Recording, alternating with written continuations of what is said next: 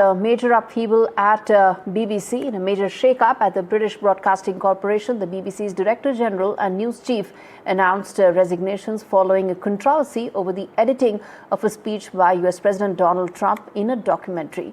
DG Tim and Head of News Deborah have resigned. In a leaked memo that was published by The Telegraph claimed that the program edited two parts of Donald Trump's speech together. But to what end?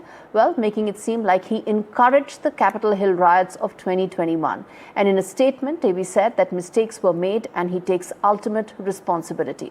What does this mean? And more importantly, what's the kind of damage it has done to British Broadcasting Corporation? Well, those are questions answered by Arjun Samar Mahindran. Take a look. First up, why did the BBC bosses quit? Well, they quit from the fallout from a Trump documentary edited. A leaked memo accused Panorama of misleading editing, sparking public outrage and political calls for resignations.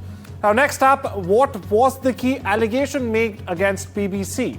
Well, the Panorama spliced Trump's speech clips. Now, the edit viewers, it combined separate moments to make it seem like Trump had, in fact, directly urged the Capitol violence. On to the third big question now.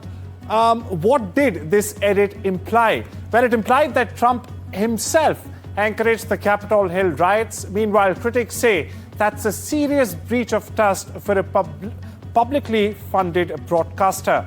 But you may ask, how did the BBC leaders respond to these accusations? They said mistakes were made. Both of them have resigned, while Director General Davey took ultimate responsibility. Head of News Turners says the buck stops with me. Now, is the BBC accused of bias? Well, both the leaders who've in fact resigned have denied any institutional bias claims. They've further admitted human error, not political agenda, though the damage to the reputation is very real. That brings us to a last question, and the most pivotal question being asked the world around. What's next, in fact, for the BBC? A charter review and leadership uncertainty lies ahead. Now, the government's review could very well reshape funding and even independence. This comes just as the BBC faces one of its biggest tests in decades. So, viewers, we have two resignations, one scandal, and a trust storm that's just blowing all out now. The BBC, meanwhile, it's still insisting it will restore transparency and both accuracy.